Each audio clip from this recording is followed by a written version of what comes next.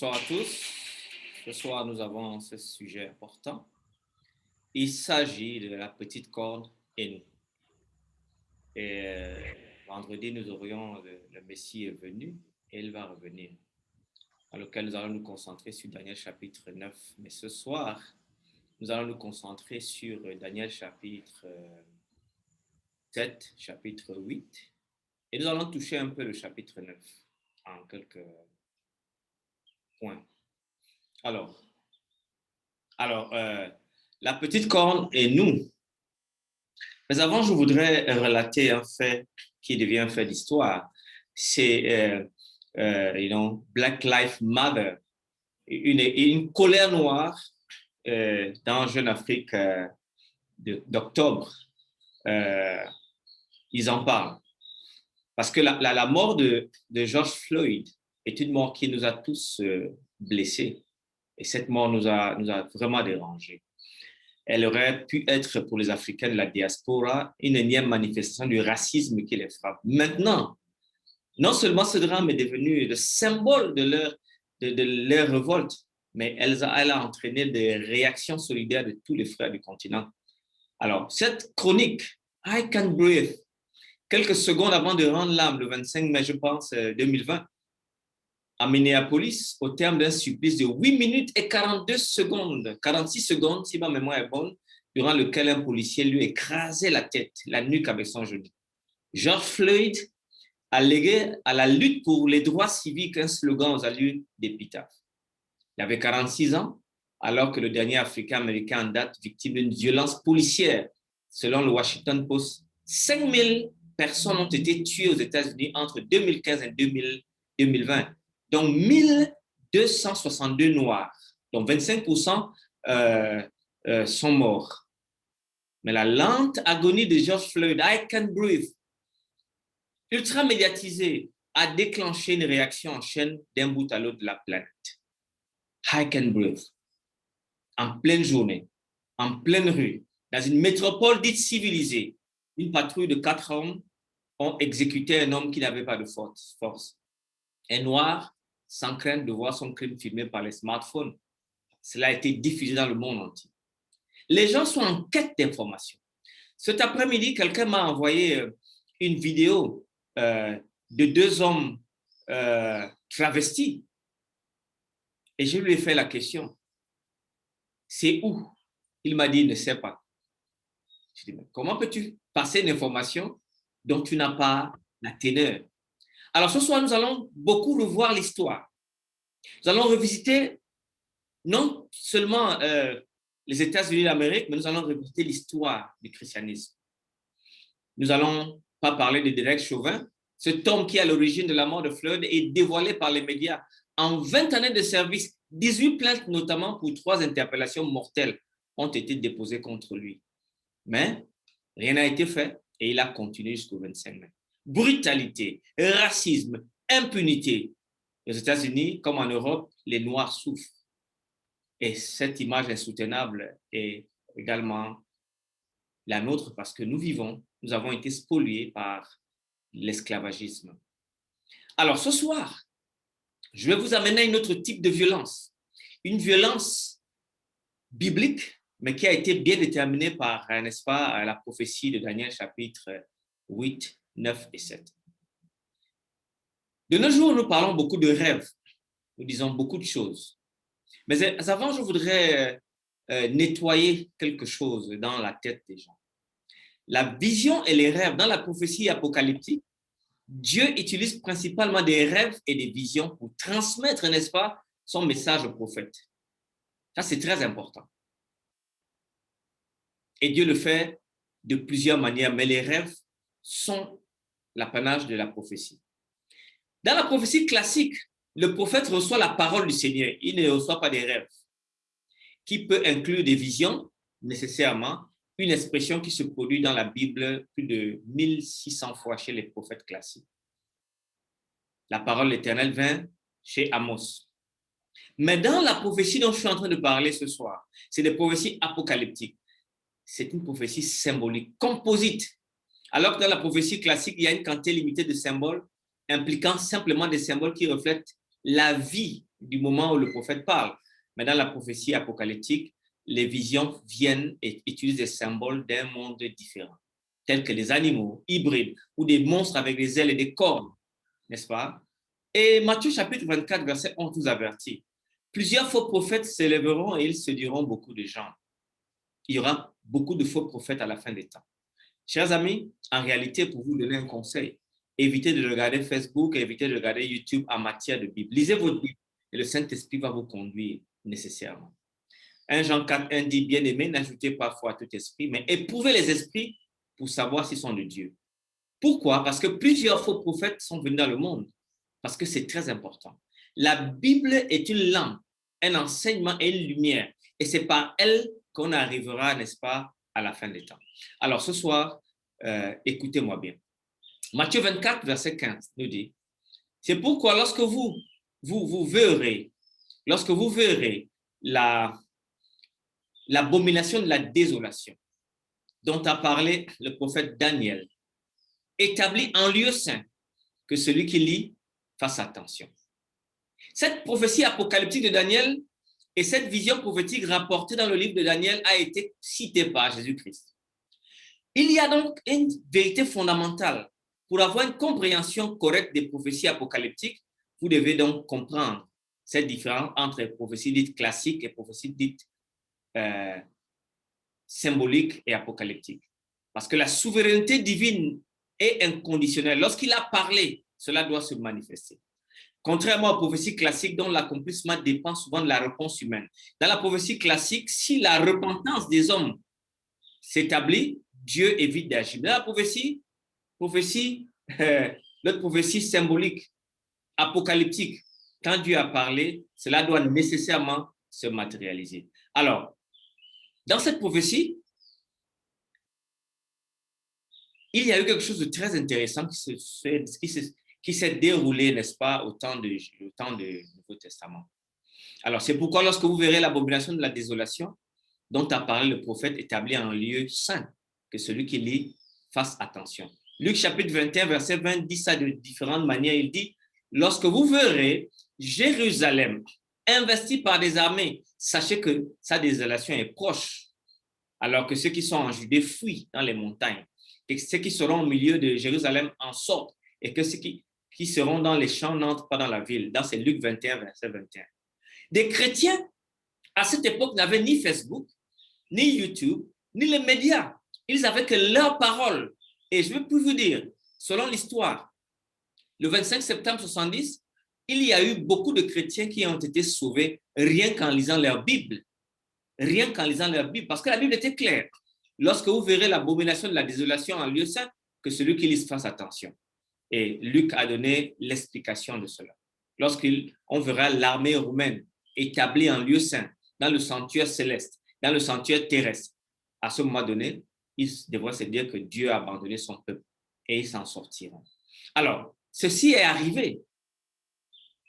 Selon une tradition rapportée par Eusèbe de Césarée et Épiphane de Salamine, si ma mémoire est bonne, à la veille de la grande révolte juive, les membres de l'église de Jérusalem furent avertis par l'oracle de Daniel de la destruction de la ville sainte. En conséquence, ils s'enfuirent de Jérusalem et s'installèrent dans la cité païenne de Péla, avant qu'elle ne soit détruite. Péla, donc, c'est une petite ville. Sistospolis, elle est ici, dans la Décapole, dans les 10 villes, n'est-ce pas? Il y a la Gerasa, Gadara, Afana, Dion, Kanata, Sistospolis et Péla. Donc, ils ont fui la Judée pour se réfugier à Péla. Mais comment cela a été possible? Justement par la prophétie biblique. Ils ont su, à un moment bien déterminé, qu'il fallait laisser la ville. Est-il possible également que les chrétiens de la fin des temps soient inconsistants et ne savent pas que faut-il faire avant la fin des temps? Alors, nous allons analyser cela aujourd'hui. Voici donc l'écriture d'Eusèbe de Césarée, Histoire ecclésiastique, à la page, le chapitre 3, 5.3.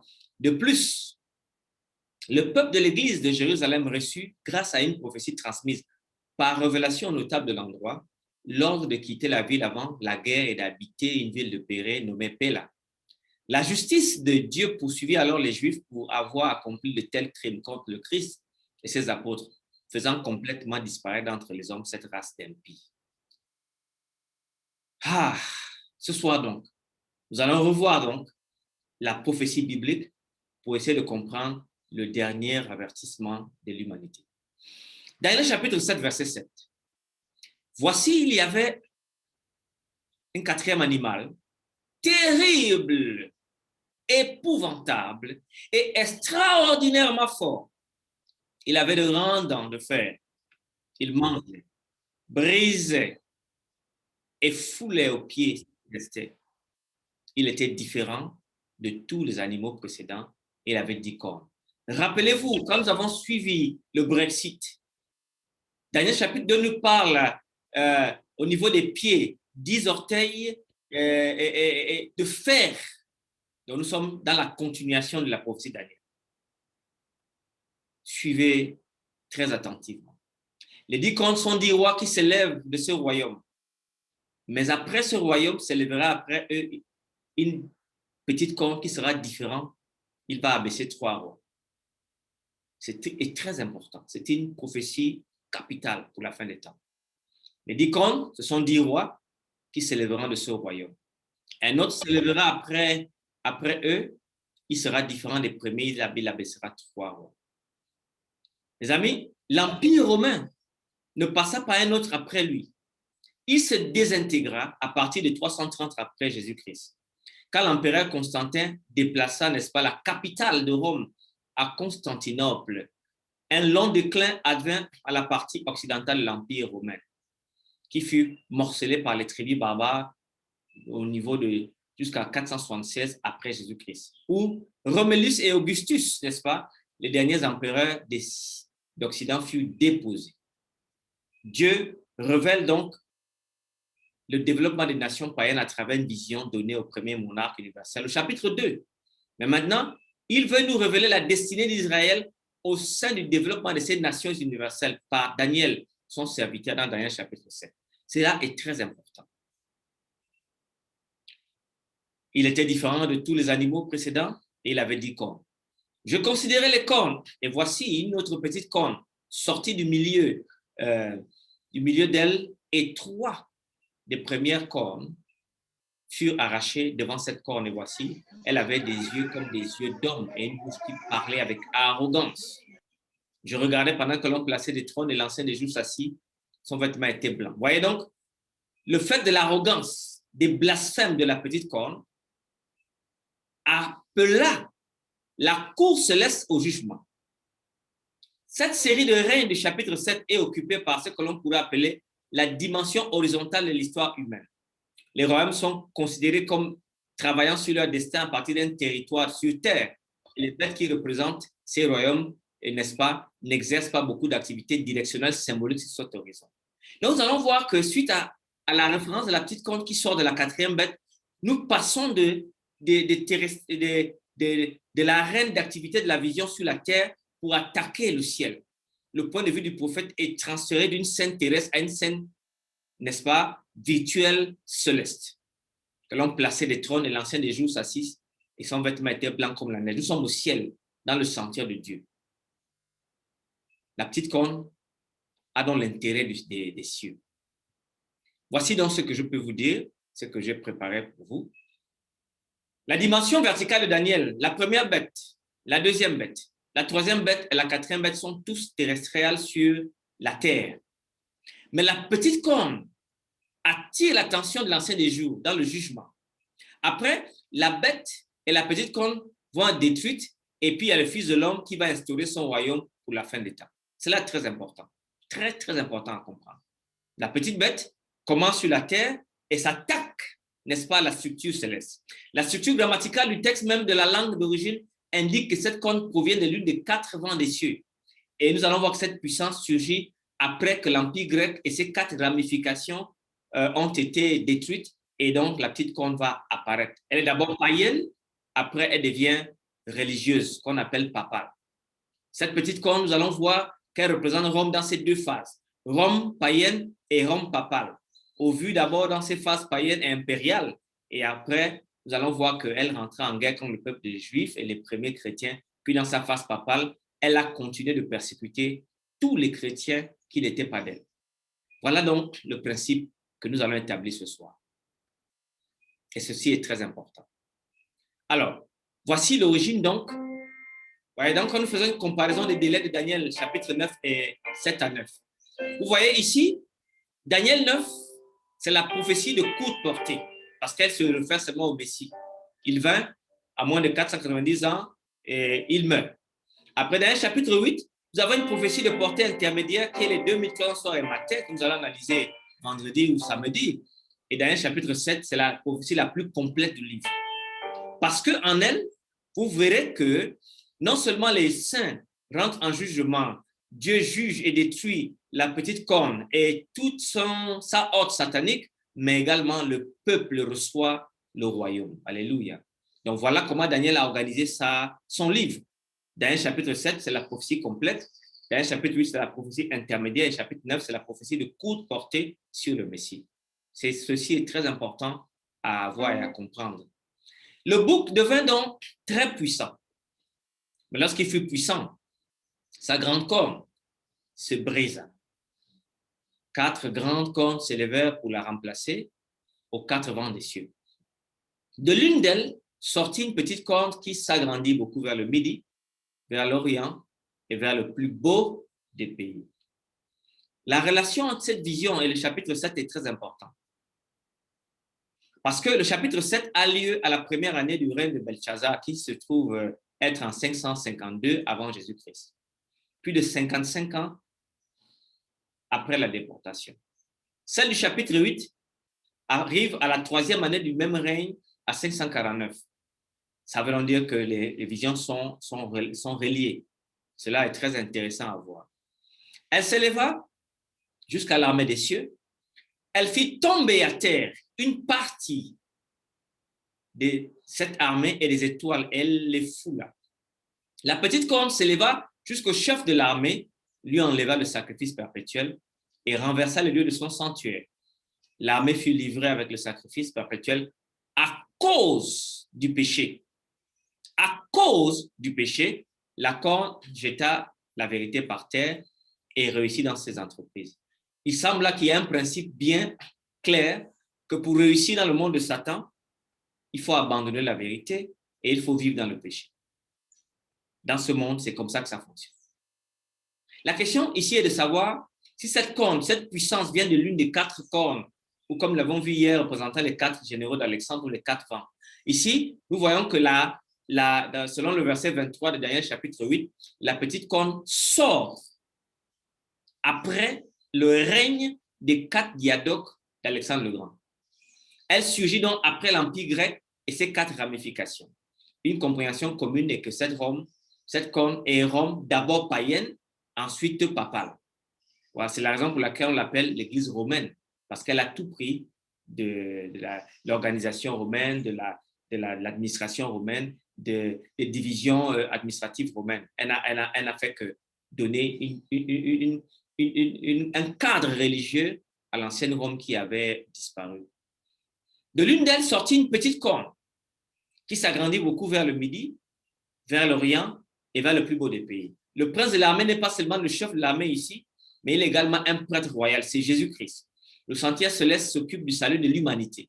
La petite corne donc s'efforce de se mêler et d'interférer avec cette activité du salut. Par conséquent, nous allons voir qu'elle a donc usurpé le rôle que Jésus-Christ faisait dans le sanctuaire céleste. Alors, voilà ce que le texte nous dit de façon imagée.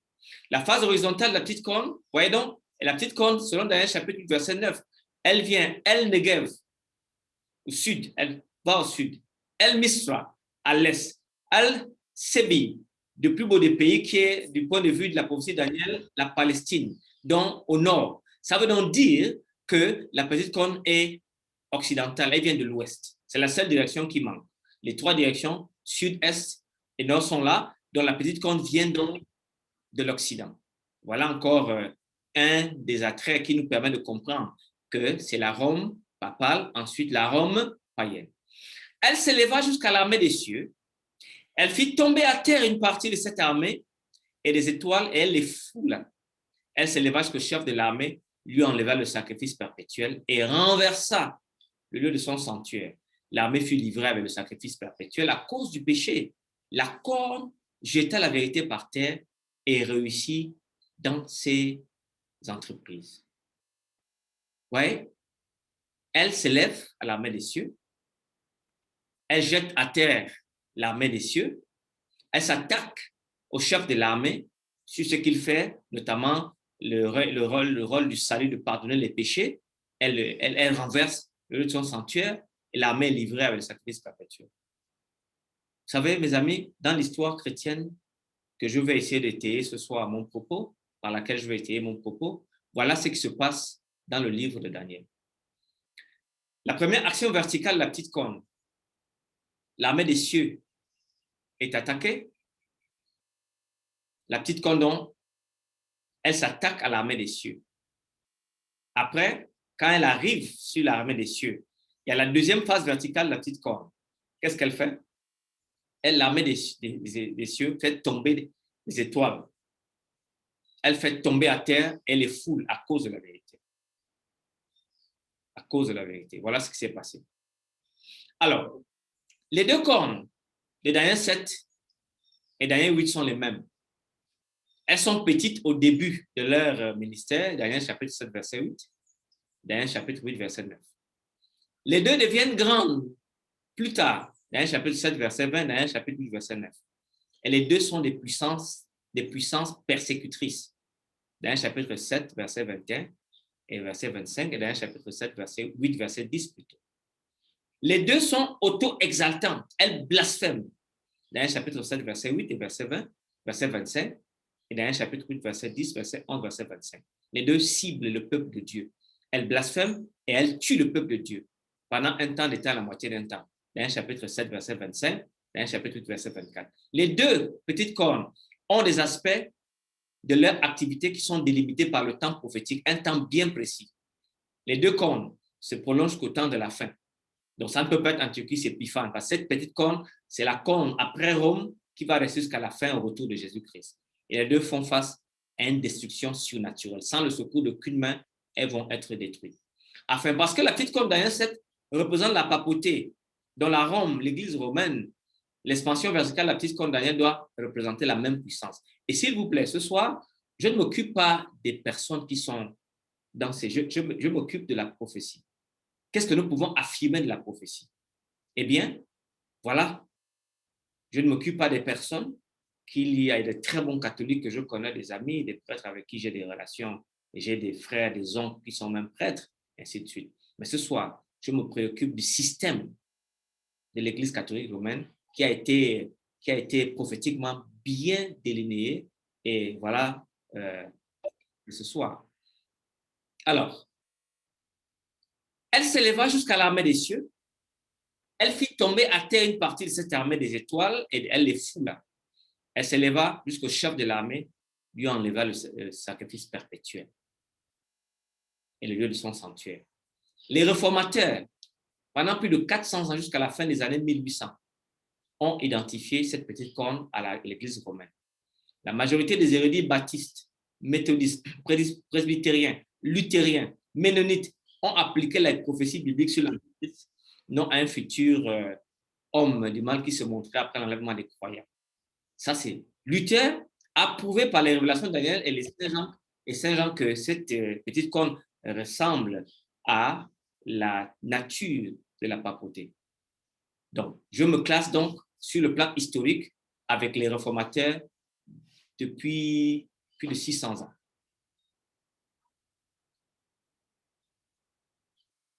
Le cycle prophétique de Daniel, il est comme suit. Daniel chapitre 2, vous avez Babylone, vous avez les Médo-Perses, vous avez la Grèce, vous avez Rome, vous avez le Dieu qui vient par la petite pierre qui détruit tout, installe un royaume. Chapitre 7, vous avez la Babylone, les Médio-Persans, vous avez Rome, le jugement céleste, et vous avez la Grèce, Rome, l'application du sanctuaire, vous avez les Médo-Perses, la Grèce, donc tout est là. Daniel 10 et 12, qui fait corroborer lorsque Michael se lève pour venger son peuple. n'est-ce pas, à la purification du sanctuaire, au jugement céleste et au retour de Jésus-Christ. Quand vous avez ce paradigme, ce modèle dans votre esprit, vous aurez moins de problèmes à ne pas comprendre la prophétie. Après l'attaque dévastatrice, n'est-ce pas, de la corne, l'annonce est faite que le sanctuaire sera purifié. Pour comprendre ce message, nous devons donc garder à l'esprit que la purification du sanctuaire mentionnée dans Daniel 8,14 correspond à la scène du jugement de Dieu. Et ceci donc est très, très intéressant et très important. Cette petite corne représente Rome dans ses deux phases païennes et papales, qui continuent jusqu'à ce jour et dans l'avenir. Donc, une étude sérieuse des Écritures. Et lorsque vous prenez Daniel à votre disposition, vous devez vous rendre compte des péchés, de la gravité du peuple de l'Alliance, à cause du péché. Ils ont rompu l'Alliance et ils en ont ouvert le chemin à la petite corne. Voilà ce qui s'est passé. La petite corne a attaqué le lieu de la fondation du sanctuaire, Mécon Déchaud. Elle a pris le sacrifice perpétuel, elle l'a enlevé, elle s'éleva jusqu'au chef de l'armée, elle a renversé donc le lieu de son sanctuaire et ce faisant, elle a contrôlé l'armée de la petite corne et jeté la vérité par terre, elle a prospéré. Voilà donc en image et en symbole ce qui s'est passé dans le livre de Daniel. Cela est très, très intéressant et très important. Alors, allons maintenant voir un des indices que nous avons. Vous avez dans ce film The Secret Files of the Inquisition. Beaucoup de choses ont été dites et écrites sur l'Inquisition. Et il est parfois nécessaire sur ce sujet de suivre l'histoire parce qu'actuellement, les savants de l'Église romaine gomment l'histoire et l'Inquisition devient un mythe et non une réalité. Actuellement, lorsque vous parlez de l'Inquisition, on se moque de vous parce qu'on la rend banale. Mais dans ce documentaire Secret Files of the Inquisition de 50 minutes, qui est une des meilleures réalisations d'une série documentaire pour l'épisode Tears of Spain, meilleure photographie d'une émission, une série documentaire pour l'épisode également Tears of Spain, meilleure partition musicale dans une émission, une série documentaire que le prix a été gagné par John Sereda. Et donc, elle a été nominée dans plusieurs Oscars. C'est donc un film à voir. J'ai vu donc qu'elle était même disponible à YouTube, que vous pouvez taper. Pour la plupart de ces épisodes, c'est en anglais. Alors donc, vous ne pouvez plus comprendre la vérité des Inquisitions si vous n'êtes pas un historien fouillé, parce qu'actuellement, toutes les productions nient que l'Inquisition a été un crime de l'humanité. Dans mon livre sur le livre de Daniel, j'estime à plus de 20 à 50 millions de personnes qui sont mortes en Europe. Mais actuellement, vous allez voir des savants de l'Église romaine qui vont la mettre à moins de 20 000 morts, ainsi de suite. Donc, Daniel chapitre 7, verset 25 dit, cette petite corne, opprimera les saints du Très-Haut. Et les saints seront livrés entre ses mains pendant un temps, des temps et la moitié d'un temps. Les saints qui seront livrés entre ses mains. Le langage est très concret. La persécution des fidèles par l'autorité ecclésiastique romaine à travers le Moyen-Âge ne peut pas être débattue ni discutée.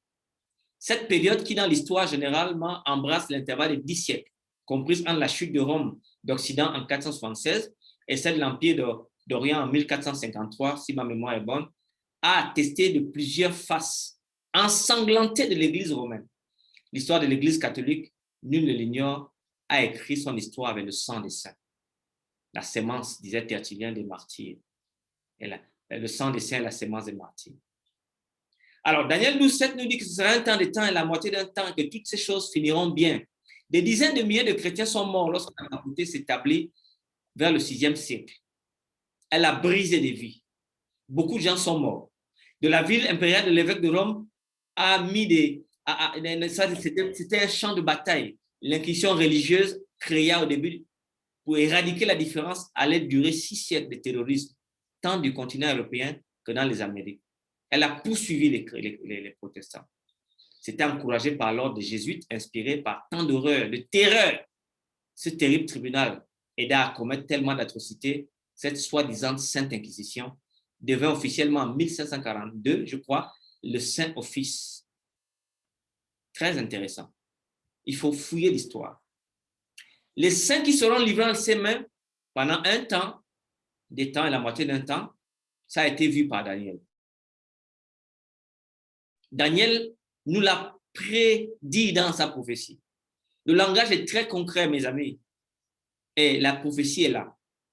L'Inquisition devint officiellement en 1542 le Saint-Office. D'ailleurs, le grand inquisiteur nommé Michael Ghislieri, dominicain, deviendra plus tard le pape Pie V en 1565. La plupart des papes jouaient un rôle plus ou moins majeur dans l'Inquisition. Des combats, des complots, des condamnations à mort, à l'exemple de Grégoire IX, Clément IV et Innocent IV. Ces derniers décréta la torture dans sa bulle Ad Estirpenda. Donc, la prophétie ne s'est pas trompée. Ce terrible tribunal a tué le Saint-Office. En 1672, 3 000 à 4 000 victimes, en plus de Paris, seuls au moins 10 000 morts ont été tués. Par exemple, par le massacre de la Seine-Barthélemy que vous connaissez bien. Le pape envoie des inquisiteurs de la dépravation hérétique pour lui, pour exterminer l'hérésie. Les incroyants sont pourchassés, condamnés, brûlés. En 1308, tout un village est fait prisonnier de l'Inquisition. Personne n'est en sécurité dans cette période. Sur ce tableau, réalisé par François Dubois, réfugié en Suisse après avoir échappé lui-même au carnage, on y voit des femmes éventrées, des vieillards égorgés, des enfants précipités dans le fleuve, hommes émasculés, meurtriers, avides de sang. Quel triste souvenir ont eu les Parisiens de la nuit du 24 août 1572, le massacre de la Seine-Barthélemy. C'était épouvantable, mais sous la bénédiction du pape. Le massacre de la Barthélemy, la Seine-Barthélemy, le pape Grégoire XIII reçut la nouvelle comme d'un Haman avec enthousiasme. Il fit dire des messes d'action de grâce et fit frapper des médailles commémoratives et le chant de Te Deum. C'est à cet esprit sanguinaire que Montaigne dit qu'il n'est pas en effet d'hostilité plus grande que l'hostilité chrétienne. Les chrétiens ont été des grands meurtriers. Et non seulement là, du côté de l'Église romaine, des protestants aussi, en retour, ont tué et massacré les catholiques. Lorsque vous n'avez pas l'Esprit de Dieu, tout peut arriver.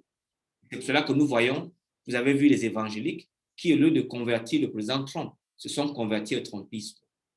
Une religiosité sans l'Esprit de Dieu, sans l'Écriture qui vous guide, vous êtes dans les ténèbres. Vous êtes dans les ténèbres. Et l'histoire a prouvé à plus d'une fois qu'à chaque fois que l'Église chrétienne, romaine ou protestante s'est mise à vouloir avancer dans sa quête du retour de Jésus-Christ, sans lire les Écritures, elle est devenue la proie à l'hérésie. Le massacre de la Seine-Barthélemy, dans cette fresque de Sala Regia peinte par Diego Vasari à la demande du pape Grégoire XIII, est une fresque à l'honneur du massacre. Ils en étaient fiers à cette période. Tertullien disait déjà au début de l'Église, le sang des martyrs est une semence des chrétiens. Cette prophétie donc a permis de voir que des chrétiens ont été tués par milliers, dizaines de milliers. Et notre chose que je pourrais en parler, c'est le massacre de Béziers. Vous savez, quand l'Église romaine a fait la croisade contre les Abigeois, destinée à éradiquer l'hérésie cathare dans le Midi, vous avez donc cette célèbre citation de l'abbé de Cîteaux, légat du pape Innocent, que Cîteaux, la plupart des historiens catholiques nient même l'historicité. Cadute eos novit enem dominus Christian eos. Tuez-les tous, Dieu reconnaîtra les siens. Eh bien, cette phrase est une phrase des historiens sérieux. Cette phrase a été dite par l'abbé de Cîteaux. Elle est maintenant mise à nu, abattue. Hein. Massacrer car le Seigneur connaît les siens en latin. Parce que le soldat se disait, mais écoute, il y a trop de gens, peut-être qu'il y a des dévots catholiques. Et cette phrase a été dite. Tuez-les tous, Dieu ne connaîtra les siens. Vous savez, la haine de l'hérésie faisait qu'il fallait tuer tout le monde au bénéfice de laisser échapper un seul protestant. Historiographiquement, cette phrase a été transmise. Tuez-les tous, Dieu ne connaîtra les saints. Daniel 8,13 dit, j'ai entendu parler un saint. Un autre saint dit à celui qui parle, pendant combien de temps s'accomplira la vision sur le sacrifice perpétuel et sur le péché dévastateur? Jusqu'à quand le sanctuaire et l'armée seront-ils foulés? L'attaque la plus importante est celle du lieu de son sanctuaire. Cette attaque assaillit la fonction du sanctuaire, notamment la fonction du Christ dans le sanctuaire. En effet, le prince de l'armée ne peut être que le prince Messie, Daniel chapitre 9, verset 25, ou Michael, votre prince, Daniel chapitre 10, verset 21, ou Michael, le grand prince, le défenseur des gens de ton peuple dans Daniel 12, verset 1, qui ne peut être que le Christ. Et ceci, malgré le fait que les critiques identifient hors contexte le prince, parle du souverain prêtre Onias III qui fut assassiné en 170 avant Jésus-Christ. Dans mon propos, dans mon livre que j'ai écrit sur le commentaire, je défends la thèse que le prince Messie, c'est bien le Christ. Sacrifice perpétuel et le péché dévastateur. J'entendis alors un saint parler et un saint qui parlait jusqu'à quand cette vision du sacrifice perpétuel? L'enlèvement du sacrifice perpétuel sur le plan prophétique a commencé en 508 et prépara la voie à l'établissement de l'abomination de la désolation en Daniel 12, verset 11, Daniel 11, verset 31, qui durant la période de 1290 jours, qui se termina en 1788, comme le dit Jacques Doucan dans le livre Daniel. L'abomination désolateur désigne le pouvoir oppresseur dans le livre de Daniel, chapitre 8, verset 11, verset 13, verset 9, chapitre 9, verset 27, Matthieu 24, verset 15. D'après le prophète Daniel, cette oppression devra durer un temps, d'étant la moitié du temps, soit 1260 jours années, puisque ces années s'achèvent en 1798. On en déduit que leur point de départ fut l'année 538, là où le général libéra l'Église romaine de l'attaque des barbares. Et de là, nous arrêtons cela lorsque Napoléon Bonaparte, n'est-ce pas, enferma le pape à Avignon. Alors, d'autres disent, cette abomination de la désolation, c'est le temple de la statue de Zeus, Baal Shamim, la statue de Zeus, dans un village, dans une ville ancienne d'Olympie, sur les côtes ouest de la Grèce actuelle. D'autres encore, à l'exemple d'Hippolyte, pensent qu'il représente l'Antéchrist, la statue de Caligula, l'étendard de Tibère, qui fut posée dans le lieu saint au niveau de Jérusalem. Mais ma théorie ce soir, c'est l'Église romaine qui a été bimée. Le sacrifice perpétuel et le péché dévastateur ici. Sur le péché dévastateur, c'est la désacralisation pour d'autres dans le livre de Maccabée par Antiochus Épiphane, que aussi je ne pense pas que cela puisse produire parce qu'Antiochus Épiphane ne va pas arriver à la fin des temps. La seule entité politico-religieuse, le Vatican est un État avec des ambassades en son sein, qui sont à la fois un État reconnu avec un territoire reconnu de 45 hectares et avec une entité religieuse. Membre permanent invité du Conseil de sécurité de l'ONU. Donc, tous ces trains nous font dire que la seule entité politico-religieuse qui existe, qui a été aussi vieille que le monde, 2000 ans, c'est l'Église romaine. Sa structure même, la structure de la prophétie nous le démontre. Elle a persécuté, elle a blasphémé, elle a été bimillénaire, elle est là, elle est présente. Et donc, l'identification ne souffre d'aucun autre. Les troupes se présenteront sur ordre, elles profaneront le sanctuaire, la forteresse, elles feront cesser le sacrifice perpétuel et dévasteront l'abomination du dévastateur. Nous parlons là de la Rome païenne.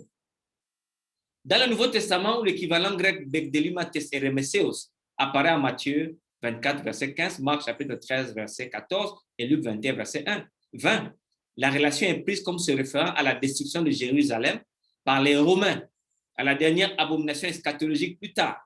Les érudits soutiennent que la phrase signifierait un autel païen. D'autres suggèrent qu'il se réfère à une pierre sacrée comme il en existe dans le culte païen. Lorsque, dit Luc 21, verset 20, vous verrez Jérusalem investie par des armées, sachez alors que sa désolation est proche. C'est pourquoi lorsque vous verrez, c'est très clair, la désolation dont a parlé le prophète Daniel établit un lieu saint, que ceux qui y fassent attention. L'interprétation de Zeus olympien ne tient pas la route. Ce qu'il faut, c'est de voir ici que nous parlons de la Rome païenne qui va être plus tard. Dans les 2200-300 jours, le sanctuaire sera purifié des attaques de l'ennemi. Dans le livre de Daniel, donc, Shekush Shomem semble indiquer l'abomination qui cause la désolation. Et la destruction de Babylone, aussi qui a été typifiée par la destruction de Rome basé sur une observation sémantique, le terme shamem dénote une forme de sens destructif par le terme. Il signifie ici que le péché des Juifs, qui était en place de nous donner une correcte, n'est-ce pas, une correcte compréhension du culte de Dieu à travers les âges. À cause de leur péché, Dieu les a rejetés. Et donc, vous savez, la nature ayant horreur du vide, l'Église romaine a pris le pas de la mission que les Juifs avaient dans le monde. Ramener tous les cœurs des hommes à Yahweh. Voilà de quoi il s'agit. C'est pour ça qu'on dit à cause du péché. À cause du péché. J'ai entendu parler ainsi à notre 5-10 à celui qui parlait pendant combien de temps ça accomplirait la vision sur le sacrifice perpétuel, sur le péché dévastateur. Jusqu'à quand le sentier et l'armée seront-ils foulés? À cause du péché. À cause des transgressions de la version Torah. Les Juifs ont abandonné leur fidélité à Dieu. Ils ont jeté pour se faire la vérité par terre. Et dans ce sens, la petite qu'on a pris dans le devant et dont nous a fait souffrir. Maintenant, en parlant des Juifs, donnez-moi une minute. Il y a une nouvelle théorie du messianisme outrancier, des gens d'une violence incroyable, d'un orgueil inconcevable, mais qui disent qu'ils sont les serviteurs de Dieu. Ils vous forceront à parler, à appeler Jésus-Christ Yeshua Mashiach. Et si vous ne le faites pas, ils vous traiteront de païens, souvent ils ne vous diront même plus bonjour. Mais je veux vous dire, dans l'espace de temps qui m'est réservé, un Indo-Européen dont la langue française, anglo et tout ça, ne peut dire Yeshua Mashiach parce que c'est un terme gutturalisé. En fait, si on le dirait en hébreu, c'est Yeshua Mashiach. Vous ne pouvez pas le dire parce que dans votre langue, vous n'avez pas de guttural. En d'autres termes, Dieu, si vous l'appelez Zambé, Tata Nyambe, Nzambe, Dieu écoute, il sait de quoi vous parlez. Maintenant, si vous êtes hébraïsant, connaissant l'hébreu, vous voulez dire Yeshua HaMashiach, so be it, libre à vous. Le problème vient lorsque vous forcez l'autre personne à le faire. C'est là vient le problème. Et rappelez-vous, il n'y a plus ni juif ni grec, il n'y a plus ni esclave ni libre, il n'y a plus ni homme ni femme, car c'est en Jésus-Christ que nous sommes tous un. Nous avons tous été baptisés dans un seul esprit pour former un seul corps, soit juif, soit grec, soit esclave, soit libre. Et nous avons tous été abreuvés d'un seul esprit. Nous sommes tous un. Et Romains 10-12 dit qu'il n'y a aucune différence. En effet, entre le juif et le grec, depuis que Christ est venu mourir à la croix, puisque nous sommes tous d'un même Seigneur, qui est riche pour tous ceux qui l'invoquent et l'invoquent. Parce que Christ est notre Père. Et nous sommes tous fils de Dieu par la foi en Jésus-Christ. Mais le juif, Romains 2, 29 dit, c'est celui qui l'est intérieurement. Et la circoncision, c'est celle du cœur, selon l'esprit, non selon la lettre. L'Éternel a voulu nous circonscrire dans nos cœurs, afin que nous puissions l'aimer. Et c'est en lui que nous avons été circonscrits en Christ. Mais alors, d'une circoncision que la main n'a pas faite, selon Colossiens chapitre 2, verset 11. Et Apocalypse chapitre 14, verset 6 dit, je vis un autre ange qui volait au milieu du ciel, qui avait l'évangile éternel pour l'annoncer aux habitants de la terre, à toute nation, à toute tribu, à toute langue et à tout peuple. Dieu ne s'occupe pas qu'on appelle Jésus Yeshua Mashiach. Ce qui s'occupe, c'est que le peuple du monde entier, de toute nation, de toute tribu, de toute langue, sache que Christ est vainqueur, Christ est sauveur et Christ s'est ressuscité pour notre salut. Alors, à cause du péché, Dieu a livré son peuple aux nations.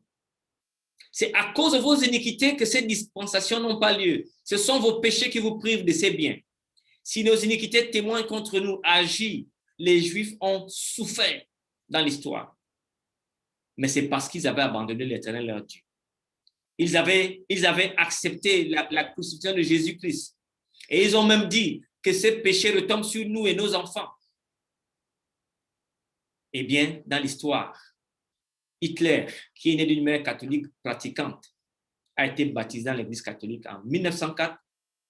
Il a été même confirmé dans la cathédrale de Linz en Autriche. Il a eu une haine pour les Juifs. Il a promu un christianisme positif Et il a rejeté la plupart des doctrines chrétiennes traditionnelles telles que la divinité de Jésus ou la présence d'éléments juifs dans l'Ancien Testament. Il était l'ami de Marcion. Eh bien, Hitler a vraiment fait du mal aux Juifs.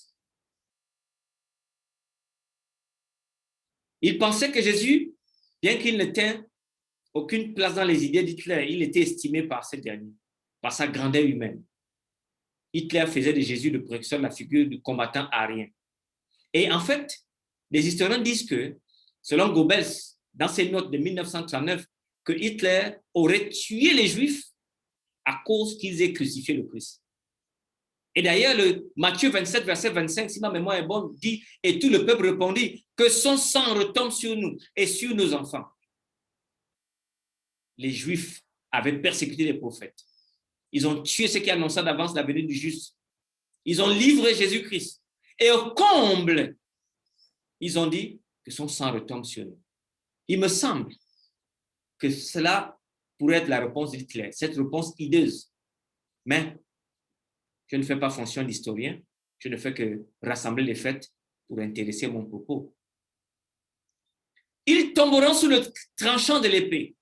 Ils seront amenés captifs parmi toutes les nations. Et Jérusalem sera foulée aux pieds par les nations jusqu'à ce que le temps des nations soit accompli.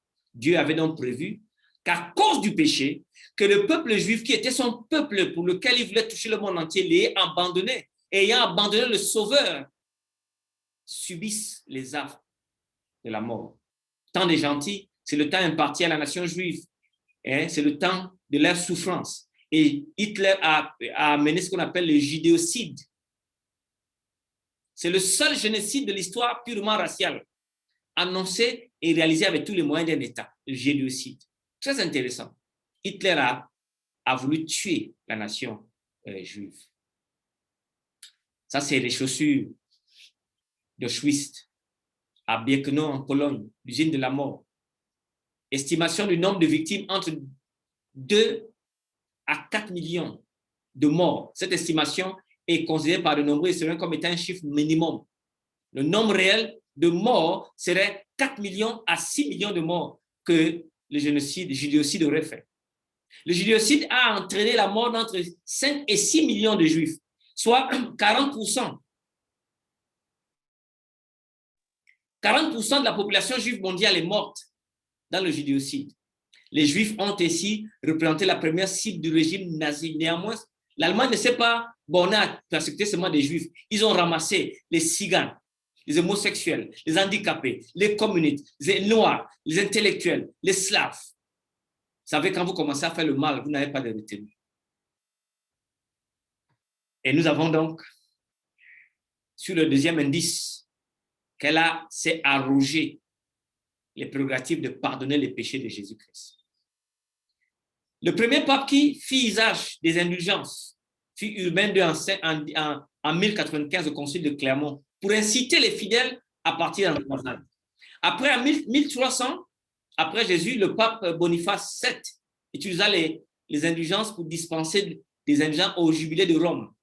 Mais Rodrigo de Borja y Borga, encore connu comme Alexandre VI Borgia, c'était lui qui a donc fait ces indulgences de moyen le plus sanctifiant possible. Et ils avaient un apôtre qu'on appelait Johann Testel, né en 1465, je pense, et mort en 1519, qui était un prêtre dominicain pour les historiens allemands, surtout célèbre pour le trafic d'indulgences, destiné à financer, n'est-ce pas, la construction de la basilique Saint-Pierre de Rome dans les églises catholiques romaines. Du latin, indulgence, qui vient d'indulgere, accorder. C'est la rémission totale ou partielle devant Dieu de la peine temporelle, parfois nommée pénitence. Donc, le pardon des péchés a été pratiqué par l'Église catholique romaine. When das Geld im Gasten klingt, die Seele emden Vergefühl springt. Lorsque l'argent résonne dans le coffre, l'âme s'envole du purgatoire. Ça a été dit dans l'histoire. De 500 en 1400, 1600, le monde entier, le monde européen ne savait pas qu'il fallait aller vers Christ pour avoir le pardon des péchés. Il fallait aller vers le prêtre. Il fallait payer à prix d'argent. Il fallait payer à prix d'argent. En 2017, autant pour moi, la réforme protestante menée par Martin Luther en 1517 s'est arrêtée. C'était le 500e anniversaire. Et là, les catholiques romains et tous les luthériens et tous les protestants ont créé l'Église unique. En réalité, si Martin Luther revenait à la vie, nous devrions lui demander pardon parce qu'il n'y a plus de protestantisme. En fait, nous protestons quoi? Un autre indice de cette petite corne, c'est que c'est une petite corne qui va changer le temps. Et effectivement, c'était l'empereur Constantin, nouvellement acquis à la doctrine romaine, qui promulgue le dimanche. Voici la teneur de cette loi promulguée en date du 7 mars 321, que tous les juges, les citadins et les artisans se reposent au jour vénérable du soleil. Voilà.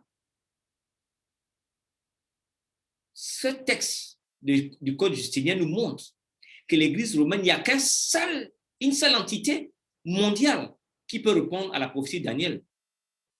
Il prononcera des paroles contre le Très-Haut. Il opprimera les saints du Très-Haut. Il espérera changer les temps et la loi. Et les saints seront livrés entre ses mains pendant un temps, la moitié d'un temps. Mes amis, pouvons-nous être aussi aveugles? Je me suis réservé dans cette présentation à vous faire dire les blasphèmes des papes et ce qu'ils disent d'eux-mêmes. Mais je vous donne seulement ceci. Annuario Pontificio 2020. Dans ce livre, vous avez évêque de Rome, vicaire de Jésus-Christ, successeur du prince des apôtres, pontife suprême de l'Église universelle, primat d'Italie, archevêque métropolitain de la province de Rome, souverain de l'État de la Cité du Vatican. Vous voyez, c'est un monarque politico-religieux. Il est trop tôt peut-être pour l'appeler pape. Je ne m'occupe pas de ça. Mais le pape et la papauté ont su taire la place du Christ. C'est évident. Étienne Chastel dit dans son livre, à la page 190-189, ce que fait le pape dans l'Église dit innocent, ce n'est pas un homme qui le fait, mais Dieu lui-même par son vicaire.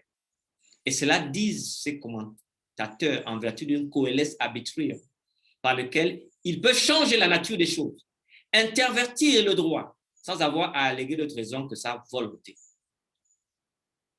Depuis Innocent III, les papes non contents de se faire appeler successeur vicaire de Saint-Pierre, ou comme Grégoire VII de s'identifier avec cet apôtre, prennent le titre de vicaire de Christ ou vicaire de Dieu. Voilà. Daniel avait raison et il nous a alertés. John Julius Norwich, The Popes and History, says that, il dit dans son livre, après plus de 2000 ans d'existence, la papauté est la plus ancienne monarchie absolue, écoutez le mot, au monde, pour des millions de personnes. Le pape est le vicaire de Christ sur terre, l'interprète infaillible de la révélation divine. Pour des millions d'autres, il est l'accomplissement des prophéties bibliques de l'Antéchrist. Quel est le choix que vous feriez? Cela dépend de vous. Le Saint-Esprit est là pour me guider, ce n'est pas le pape qui est là. Aucun homme sur cette terre ne peut être infaillible, à part Dieu. L'infaillibilité n'est pas humaine. Donc, si le pape est infaillible, c'est qu'il devient Dieu. Mais c'est très dangereux. Ce qui ne peut être nié, c'est que le catholicisme romain a commencé avec le christianisme lui-même. Toutes les autres religions chrétiennes, il y a plus de 22 000 religions chrétiennes sont des ramifications et des déviations du catholicisme. Mais vicarius, selon le dictionnaire latin-français, gafiot, vicarius signifie remplaçant d'une personne, d'une chose. Mais alors, ça me pose un problème. Un vicaire, un vicarius. C'est bizarre. Le mot antichristoi ou antichrist y est utilisé seulement 5 fois dans 4 versets. 1 Jean 2, 18, verset 22, verset 1 Jean 4, 3 et 2 Jean 7. Tous ces versets montrent qu'il n'y a pas seulement un homme appelé antichrist, mais qu'il existe beaucoup d'antichrists. Jean dit aussi qu'ils sont sortis de chez nous, en indiquant que ces antichrists ont surgi de l'intérieur de l'Église plutôt que de l'extérieur. Donc, l'identification de cette entité, selon 2 Thessaloniciens chapitre 3, dit clairement au verset 3-4, et qu'on ait vu paraître l'homme impie, le fils de la perdition, l'adversaire qui s'élève au-dessus de tout ce qu'on appelle Dieu, ou de ce qu'on adore. Il va jusqu'à s'asseoir dans le temple de Dieu, se proclamant lui-même Dieu. Quelle similitude! C'est la seule puissance qui est née de la Rome païenne, mais qui reste une partie de Rome, parce qu'elle s'appelle l'Église catholique romaine. Une puissance qui s'étend de l'époque de la Rome païenne jusqu'à la fin du monde, ce qui signifie qu'elle est toujours là aujourd'hui. Le monarque de cette Église s'identifie comme étant le vicaire de Christ, s'identifie parfois comme Dieu sur la terre, s'identifie comme infaillible. Voilà.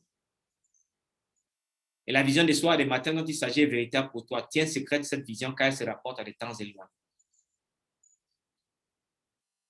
Chers amis, ce soir, méprisé et abandonné, homme de douleur, habitué à la souffrance, semblable à celui dont on détourne le visage. Nous l'avons dédaigné.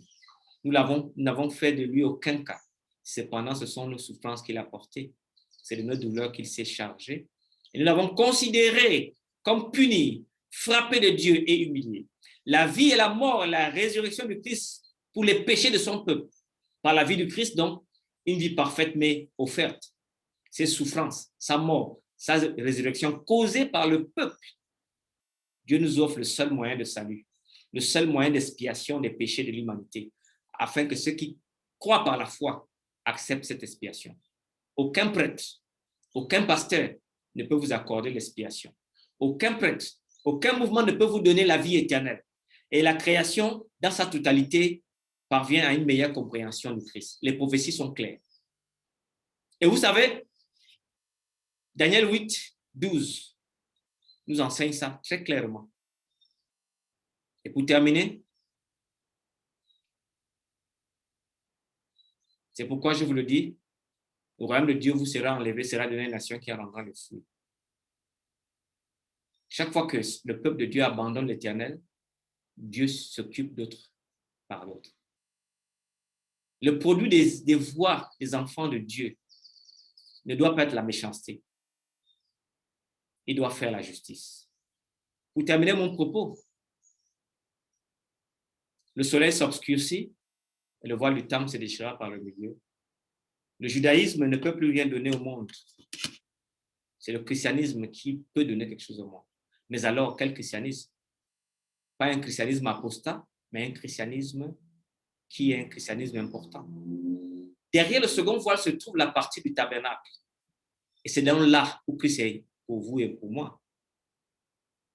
Car, chose impossible à la loi, parce que la chair la rendait sans force. Dieu condamne dans le péché dans la chair, en envoyant à cause du péché. La même phrase. À cause du péché. Son propre fils dans une chair semblable à celle du péché. Pour me sauver, vous et moi.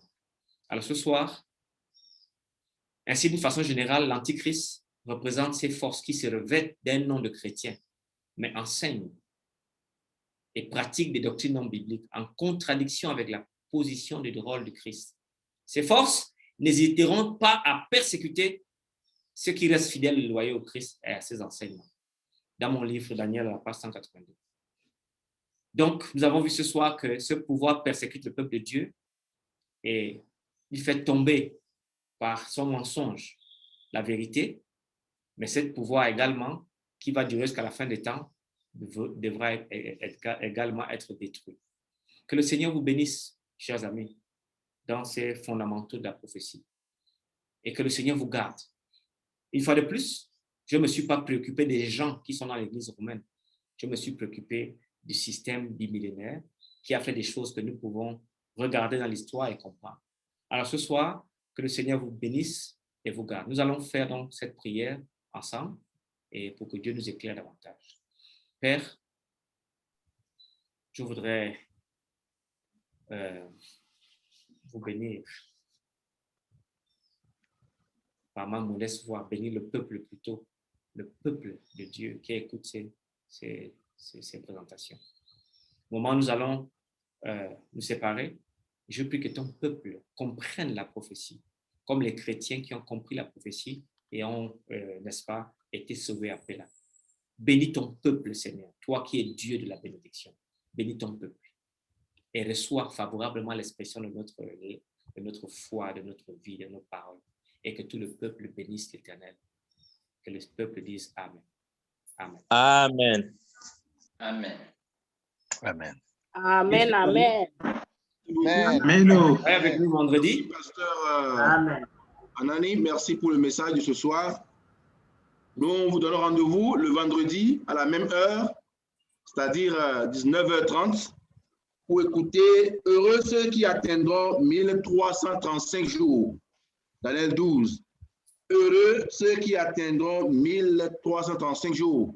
Rendez-vous est donc pris pour le